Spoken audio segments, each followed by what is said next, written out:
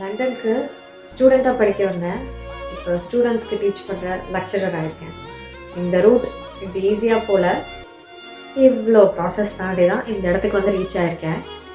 இதுக்கு நடுவில் நிறைய விஷயம் கோ த்ரூ பண்ணேன். பட் நான் ஃபேஸ் பண்ண ஃபர்ஸ்ட் ஹேர்டில் லண்டனுக்குள்ளே வந்ததும் கிளாஸ்க்குள்ளே ஃபர்ஸ்ட் டே என்ட்ரு ஆகும்போது ஒரு 250 பீப்புள் லெக்சர் தியேட்டரில் உட்காந்துருக்கோம். சடனாக ப்ரொஃபஸர் வராங்க, அசைன்மெண்ட் இருக்குது, இந்த டெட்லைன் இருக்குது, இதை பண்ணிடுங்க, உங்கள் ஹாலிடேஸ் இப்படியெல்லாம் அப்படின்னு சொல்லி கிளாஸ் முடிச்சுட்டு போயிடுறாங்க. அசைன்மெண்ட் பண்ணால் எக்ஸாம் முடிஞ்சிருச்சு இங்கே, அவ்வளோதான்.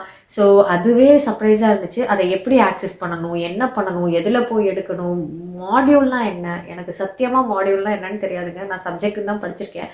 ஸோ மூடுலாம் என்ன, மாடியூல்னா என்ன, டேர்னிட்டின்னா என்ன, இதெல்லாம் தெரிஞ்சு முடிச்சு அசைன்மெண்ட் ப்ரீஃப் படித்து எல்லாம் முடிக்கிறதுக்குள்ள 2 மாதம் போயிடுச்சு. Struggle was real. நான் மட்டும் இல்லை, என் கூட இருந்த நிறைய பீப்புள் வேறு வேறு நேஷ்னாலிட்டியிலேருந்து வந்தவங்க எல்லாருமே வந்து இதை கோ த்ரூ பண்ணோம்.